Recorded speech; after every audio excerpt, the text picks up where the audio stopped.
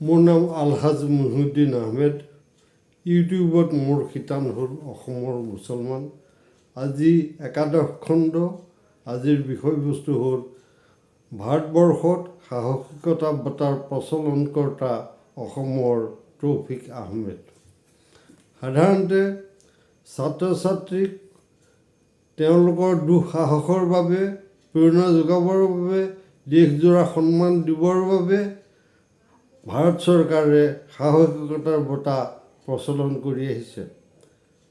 আমি জনাত 1955 চনৰ এপ্ৰিল মাহৰ পৰাই এই বঁটা প্ৰচলন কৰি অহা হৈছে আৰু আৰম্ভণিতে এই সাহসিকতা বঁটাৰ নাম আছিল জীৱ ৰক্ষা বঁটা। এই জীৱ ৰক্ষা বঁটা কিয় বোলা হ'ল, কিয় সাহসিকতা বঁটা বা জীৱ ৰক্ষা বঁটাৰ প্ৰচলন হ'ল, তাৰ গুৰিতে আছিল যে অসমৰ এজন ছাত্ৰই তেওঁ যি দুঃসাহসিক কাম কৰিছিল তাৰ ফলত এই বঁটাৰ প্ৰচলন হৈছিল। তেওঁ হ'ল তৌফিক আহমেদ। তেওঁৰ দেউতাকৰ নাম আছিল আব্দুল আমিন আৰু মাকৰ নাম আছিল নুৰুন নেহাৰ। তৌফিক 1954 চনত ডিব্ৰুগড় হাইস্কুলৰ 10মান শ্ৰেণীৰ ছাত্ৰ আছিল। তেওঁ ডিব্ৰুগড় হাইস্কুলৰ সামাজিক গোটৰ ছ'চিয়েল ছাৰ্ভিচ ইউনিটৰ সদস্য আছিল। 1954 চনৰ ছেপ্টেম্বৰ মাহত ব্ৰহ্মপুত্ৰত প্ৰবল খহনীয়াই দেখা দিছিল, প্ৰবল সোঁত বৈ আছিল আৰু ফলস্বৰূপে পাৰত থকা মানুহবিলাকৰ হাহাকাৰ অৱস্থা এটা হৈছিল। তেতিয়া ডিব্ৰুগড় হাইস্কুলৰ সমাজ সহায়ক গোটৰ ছ'চিয়েল ছাৰ্ভিচ গোটৰ সদস্যসকলে ব্ৰহ্মপুত্ৰৰ পাৰৰ মানুহবোৰক স্থানান্তৰ কৰাৰ কামত ব্যস্ত আছিল। তেতিয়া তেওঁলোকে দেখিবলৈ পালে যে হঠাতে খৰি সংগ্ৰহ কৰিবলৈ যোৱা এখন নাও ব্ৰহ্মপুত্ৰৰ মাজভাগতে ডুবি গ'ল আৰু 3জন নাৱৰীয়াক ব্ৰহ্মপুত্ৰই উটাই লৈ গ'ল। তেতিয়া পাৰৰ মানুহবিলাকৰ মাজত চিঞৰ বাখৰ লাগিল। তেওঁলোকে একো কৰিবও নোৱাৰে, অথচ 3জন মানুহ চকুৰ আগতেই নাইকিয়া হ'ল। তেতিয়া 10মান শ্ৰেণীৰ ছাত্ৰ তৌফিক আহমেদে দেউতাকৰ এখন টুলুঙা নাও লৈ এই 3জন হেৰাই যোৱা মানুহক বিচাৰি ব্ৰহ্মপুত্ৰত নাও বাবলৈ ধৰিলে। সকলোৱে তেওঁক বাধা দিছিল যে সেই ভয়াল অৱস্থাত ব্ৰহ্মপুত্ৰলৈ নাযাবলৈ। তেওঁ কাৰো হাক বচন নেমানি মৃত্যুক নেওচি তেওঁ টুলুঙা নাৱেৰে সেই খৰিকটীয়া মানুহকেইজনক বিচাৰি গ'ল। এইদৰে ভটনি সোঁতত নাও বাই যাওঁতে এটা সময়ত তৌফিক পাৰৰ জনসাধাৰণৰ অদৃশ্য হৈ পৰিল। প্ৰায় 4 কিলোমিটাৰ বাট তৌফিকে অকলেই টুলুঙা নাৱত ব্ৰহ্মপুত্ৰৰ ভটনি সোঁতত ভটিয়াই গৈ মোহনা ঘাটৰ ওচৰত, ডিব্ৰুগড় মোহনা ঘাটৰ ওচৰত 3জন মানুহক এজন এজনকৈ তেওঁ দেখিলে আৰু 3জনে 3 ঠাইত সাঁতুৰি আছিলে। তেতিয়া তৌফিকে অতি সাৱধানতা অৱলম্বন কৰি সেই 3জন মানুহক নাৱত তুলি পাৰলৈ লৈ আহিলে। অৱশ্যে এটা কথা ঠিক যে এই 3জন মানুহৰ এজন প্ৰায় অসচেতন অৱস্থা হৈছিল। যি নহওক, তৌফিক আহমেদে 10মান শ্ৰেণীৰ ছাত্ৰ হৈ প্ৰায় 4 কিলোমিটাৰ বাট অকলে জয়াল ব্ৰহ্মপুত্ৰৰ নাও বাই আহি এই 3জনকৈ মানুহক জীৱন্ত উদ্ধাৰ কৰি পাৰলৈ অনা কাৰ্যত ডিব্ৰুগড়বাসী হতভম্ব হৈছিল আৰু তৌফিকৰ গৰিমা, তৌফিকৰ দুঃসাহস ৰৌজাল হৈ পৰিছিল। তাৰ এদিন নে দুদিনৰ পিছতেই সমসাময়িক ভাৰতৰ প্ৰধানমন্ত্ৰী জৱাহৰলাল নেহৰু ডিব্ৰুগড়লৈ আহিছিল আৰু নেহৰুৱে তৌফিকৰ দুঃসাহসৰ কথা শুনি তৌফিকক মাতি আনি তেওঁ হেণ্ডশ্বেক কৰিছিল। আৰু যেতিয়া জৱাহৰলাল নেহৰু দিল্লীলৈ ঘূৰি গ'ল, ঘূৰি যোৱাৰ পিছত জৱাহৰলাল নেহৰুৱে কিন্তু তৌফিকৰ এই দুঃসাহসৰ কথা পাহৰা নাছিল। গতিকে তেওঁ ঘূৰি গৈ চেণ্ট জন এম্বুলেঞ্চ ছ'চাইটিৰ যোগেৰে এখন প্ৰশস্তি পত্ৰ সাজু কৰালে আৰু সেই প্ৰশস্তি পত্ৰত 1955 চনৰ 9 এপ্ৰিল তাৰিখে সেই সময়ৰ ৰাষ্ট্ৰপতি ৰাজেন্দ্ৰ প্ৰসাদে স্বাক্ষৰ দান কৰিলে। তেতিয়া কেন্দ্ৰীয় চৰকাৰে সেই প্ৰশস্তি পত্ৰ আৰু এটা ব্ৰঞ্জৰ মেডেল সমসাময়িক অসমৰ মুখ্যমন্ত্ৰী বিষ্ণুৰাম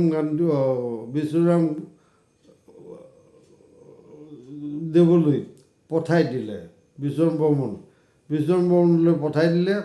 আৰু বিষ্ণুৰাম বৰ্মনেও অসম চৰকাৰৰ হৈ এটা সোণৰ পদক তৈয়াৰ কৰি আহি ডিব্ৰুগড়ৰ মহকুমা পৰিষদত অনুষ্ঠিত এখন সভাত আড়ম্বৰতাৰ মাজত তৌফিকক এই কেন্দ্ৰীয় চৰকাৰ প্ৰদত্ত ব্ৰঞ্জৰ মেডেল আৰু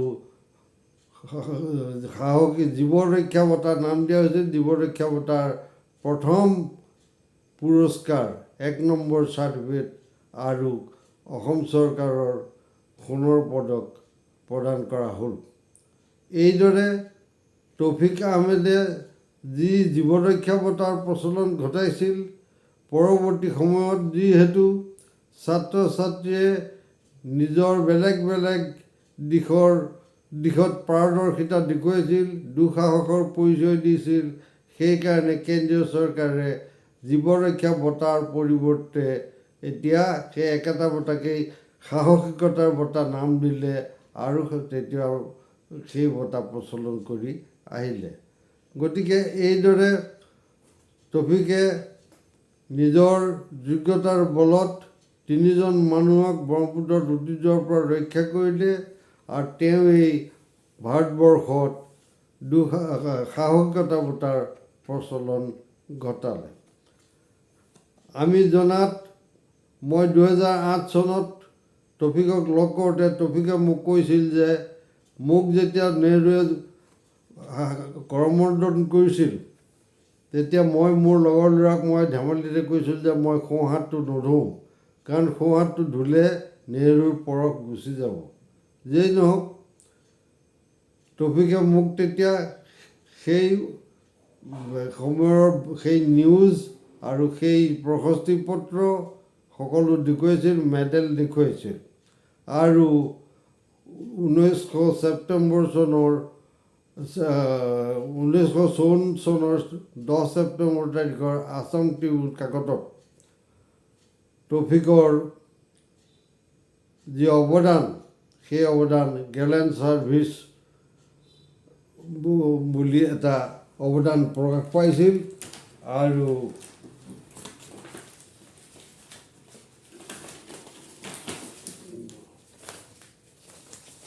এই বাতৰিটো ইয়াত 1954 চনৰ 10 ছেপ্টেম্বৰ তাৰিখে আছাম ট্ৰিবিউনত সেই বাতৰি প্ৰকাশ পাইছিল। আৰু এই বাতৰিত এই তৌফিকৰ ফটো এইখন। তৌফিকে তেতিয়া এই বাতৰিত লিখা হৈছিল যে young boys gallant service, Nehru shakes hands with Dibrugarh students. Taufiq Ahmed, a student of class 10 of the Dibrugarh Government High School and a member of the Social Service Unit of the said school, rescued a considerable personal risk 3 boatmen whose canoe capsized in the swirling current of the Brahmaputra of the revetment at Dibrugarh on September 4 last. Of course, 3 persons, one was almost in a subconscious state. যেই নহওক, এই news ওলোৱাৰ পাছত এতিয়া আমি অসমবাসী গৌৰৱান্বিত যে এজন অসমৰ ছাত্ৰৰ বাবেই ভাৰতবৰ্ষত এটা নতুন বঁটাৰ প্ৰচলন ঘটিল। কিন্তু দুখৰ বিষয় যে 1958 চনত তৌফিকে মেট্ৰিকুলেট পৰীক্ষা পাছ কৰিলে আৰু সেই বছৰতে তেওঁ ডিব্ৰুগড়ৰ কানৈ কলেজত নামভৰ্তি কৰিলে।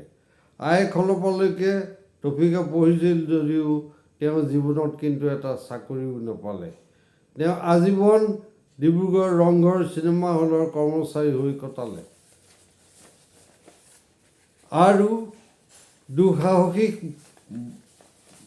বঁটাৰ স্ৰষ্টা হিচাপে টপিকে কেন্দ্ৰীয় চৰকাৰৰ পৰা বা অসম চৰকাৰৰ পৰা পৰৱৰ্তী সময়ত যিখিনি পাব লাগিছিল সেইখিনিও নাপালে। মই 2008 চনত টপিকক লগ কৰাৰ পাছত এই গোটেইবোৰ কথা লিপিবদ্ধ কৰি অসমীয়া খবৰ কাকতলৈ পঠাইছিলোঁ, কিন্তু মই নাম নকওঁ, এজন সাংবাদিকে সেই নিউজটো গোপন কৰি থৈ মোৰ নামত আৰু খবৰ কাগজত সেই বাতৰি নুলিয়ালে।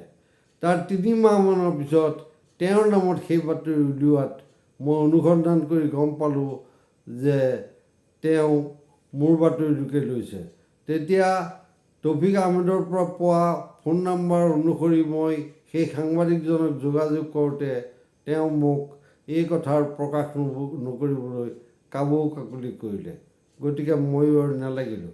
কিন্তু সেই নিউজটো ইমানেই তত্ত্বগধুৰ আছিল যে সেই নিউজটো পঢ়াৰ পাছত সমসাময়িক অসমৰ মুখ্যমন্ত্ৰী তৰুণ গগৈয়ে নিজৰ খৰচত, নিজৰ চৰকাৰী খৰচত পুলিচ দি, গাড়ী ভাড়া দি টপিকক গুৱাহাটীলৈ মতাই নিলে।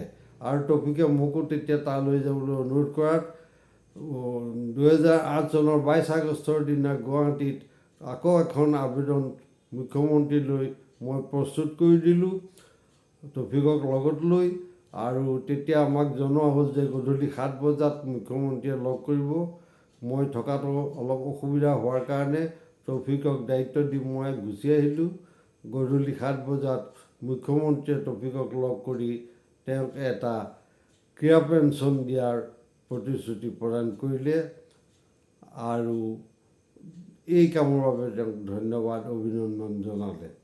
ইয়াৰ পাছত টপিক ঘূৰি আহিলে। যোৱা 5 মাহমানৰ আগতেই টপিকৰ মৃত্যু হ'ল। গতিকে আমি জানো যে যিজন ছাত্ৰৰ কাৰণে ভাৰতবৰ্ষত এটা নতুন বঁটাৰ সৃষ্টি হ'ল, গতিকে সেই ছাত্ৰক লৈ আমি অসমবাসীয়ে গৌৰৱ কৰি থাকিম আৰু কৰি আছোঁ আৰু কৰি থাকিম। ধন্যবাদ।